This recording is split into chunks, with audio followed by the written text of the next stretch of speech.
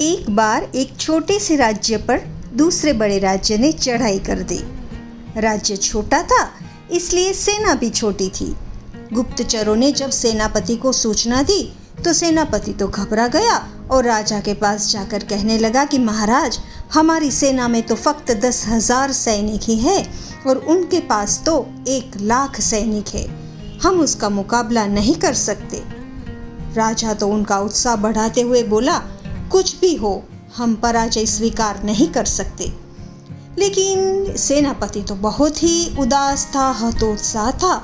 उसने तो अपनी तलवार राजा के चरणों में रख दी।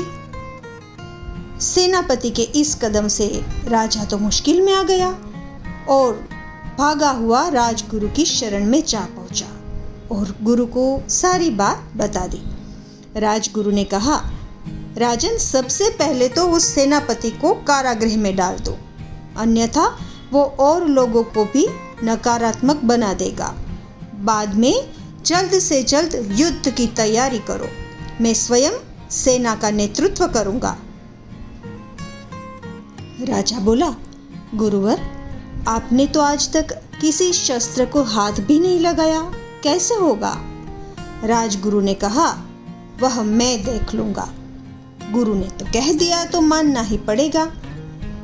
अब राजगुरु ने सेना को तैयार की और सेना को लेकर राज्य के सीमावर्ती क्षेत्र में पहुंचे। वहां पर एक मंदिर था। राजगुरु ने सैनिकों से कहा कि जरा रुको, मैं मंदिर में जो देवता विराजमान है उससे पूछ लूं कि हमारी जीत होगी या हार। सैनिक तो अचरज में पड़ गए कि ये भला क्या बात हुई, एक देवता कैसे बताएंगे? गुरु ने कहा कि यह मंदिर बड़ा चमत्कारी है और इनकी कही बात कभी झूठ साबित नहीं होती। अब गुरु ने जेब में से एक सिक्का निकाला और प्रणाम करते हुए बोले कि चित्त आया तो हमारी जीत और पट आया तो हार। ऐसा कहकर गुरुजी ने तो सिक्का उछाल दिया।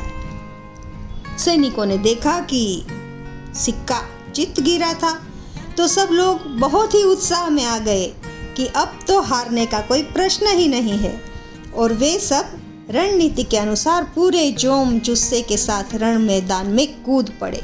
हर हर महादेव की नाद के साथ उन्होंने तो बड़े जोरों से आक्रमण कर दिया। बड़ा भीषण युद्ध हुआ और शत्रु सैन्य तो उल्टे पांव भाग गए और ये छोटे से राज्य के जो सैनिक थे वो जीत गए। अब सुनिए, लौटते वक्त वही मंदिर आया और सब सैनिक महादेव का धन्यवाद करने लगे। तब गुरुदेव ने कहा कि ईश्वर के आशीर्वाद के साथ साथ यह जीत तुम्हारी सकारात्मक सोच की वजह से है। तो सब शिष्य अचरज में पड़ गए कि ये कैसे? तो गुरुजी ने कहा, ये देखिए। इतना कहकर उन्होंने अपने जेब में से वो सिक्का निकाला और उछाल दिया। फिर से चित्त आया। अब गुरुजी ने कहा कि ये जो सिक्का है उसमें पट का कोई चिन्ह है ही नहीं, दोनों साइड चित्त का ही चिन्ह लगा हुआ था। तो ये सब हमारी सोच पर निर्भर करता है।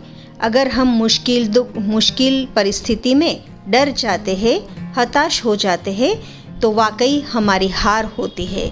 लेकिन वही मुश्किल घड़ी में अगर हम हिम्मत से, सकारात्मक सोच के साथ उस घटना से, उस परिस्थिति से सामना करने का विचार अपने मन में दृढ़ कर लेते हैं, तो निश्चित ही हमारी जीत होती है। एक बात याद आ रही है, एक गज़ल शायद फिल्म उमराव जान से है। उसमें एक पंक्ति है कि मुश्किल नहीं है कुछ भी अगर ठान लीजिए। तो कोई भी परिस्थिति में हम अगर ठान ले कि नहीं, हमें इससे जीतना ही है, हमें लड़कर डटकर मुकाबला करके जीत हासिल करनी ही है, तो हम अवश्य ही उसमें सफल हो सकते हैं। तो यह थी आज की हमारी मॉरल स्टोरी। धन्यवाद।